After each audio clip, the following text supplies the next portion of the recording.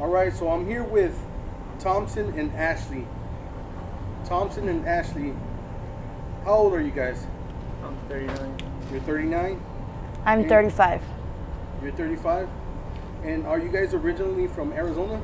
Yes. No. You're not? Nope. Where are you from, Ashley? Texas. Texas. And what are you doing out here so far?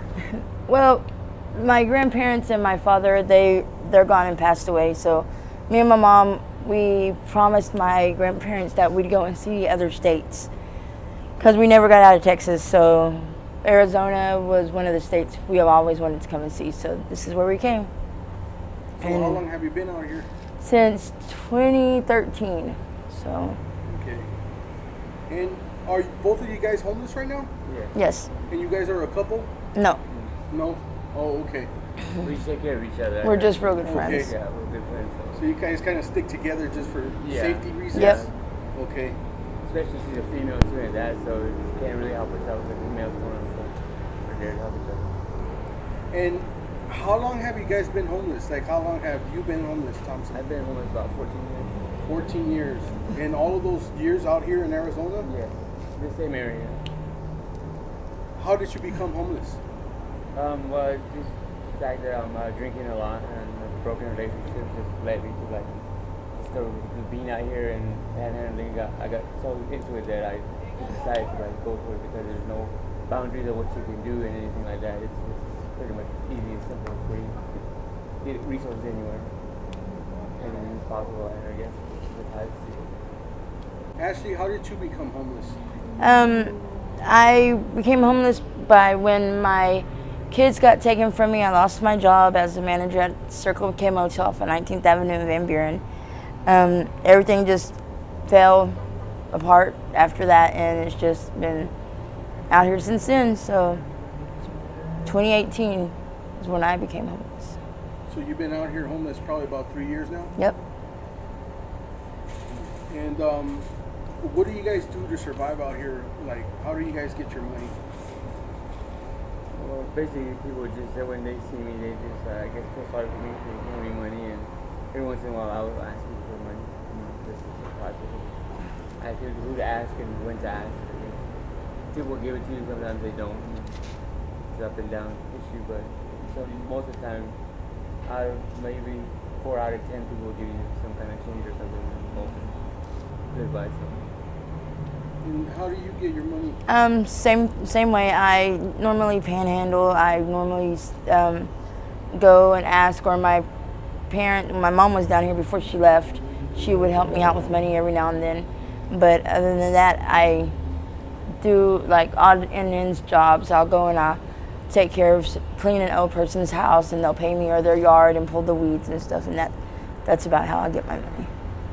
And do you guys still have family out here in Arizona? Yeah, I do. I got a lot of family.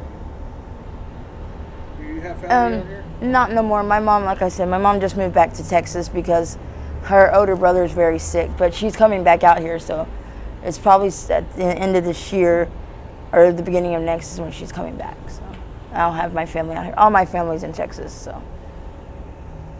And Thompson, what does your family think about your current situation? Do they even know what you're going through right now? Yeah, they know my here and this and that. They check on me every once in a while to see how I'm doing, and they know that I'm used to being outdoors and not like isolated. So basically, I can't stay indoors too long. I have to be outside. I'm so used to being outdoors. It's more free and open space for me to walk around doing what I want to do. But that's how my parents it's okay with them. So I guess that's okay with them. All right, and do you guys have any substance abuse problems? Yes, I'm dealing with alcohol and a little bit of methamphetamine with that. So that's one thing I don't know. And what about you? Yes, methamphetamines and perks. How long have you had that problem for? It's just going to be a year. It's been a year? Were you like on it before you were homeless, or did it start when you became homeless? It started when I became homeless. Okay. Well, it started, I wasn't on it when I became homeless, but I was on using meth, and then I stopped meth, and I just went from one drug to another. And the other drug that I started using was the blues. So I regret it.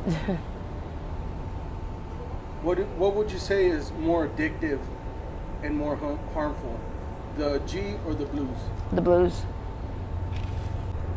And why is that? Because I've seen so many people literally overdose in front of me and die in front of me, and had friends that have passed away from it and from overdosing, and seeing that, it's like, I figured that had woken me up and made me realize, hey, stop using this. You know, you've already lost so many friends. You've seen so many friends overdose.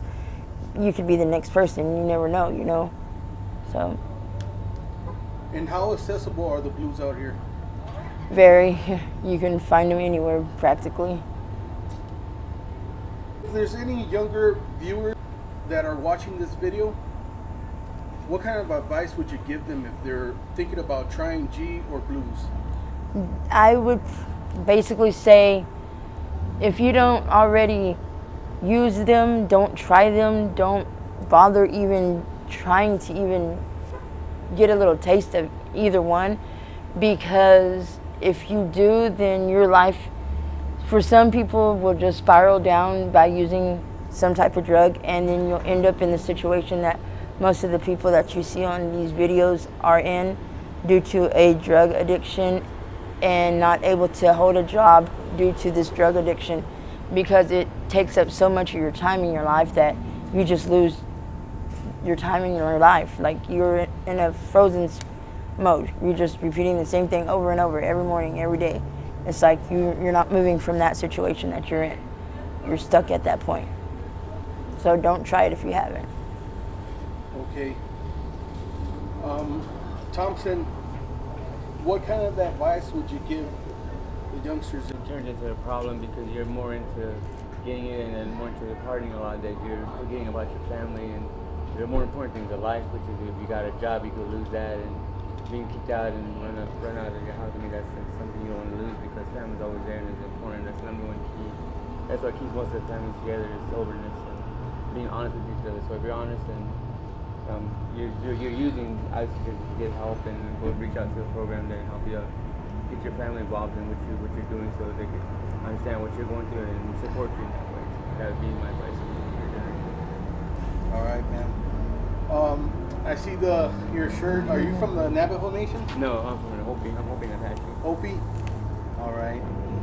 And what about you? Are you native too? Native American. I don't know Navajo. I know on my mom's side. So, and Mexican American too. My dad's from Mexico. So.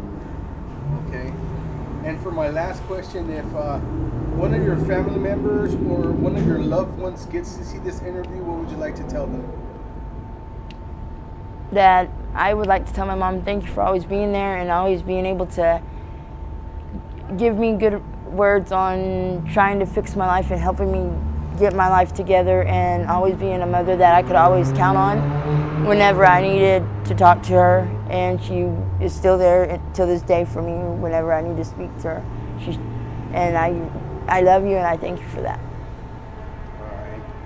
Thompson, do you have any words for your family members if they get to see this? Yeah, I'd like to thank them for letting me lean on their shoulder and everything, and helping me out and putting up with me through all of my trials and tribulations. I mean, we go through a lot of stuff, so they've been through the worst of it, and I'm coming off of it, going slowly, trying to get off of it. So I just like to thank you for the appreciation of putting up with me and everything that I'm going through, and putting them through too. So I mean, it's a long struggle and it's hard, but just say thank you for being there, always being there, and still being there.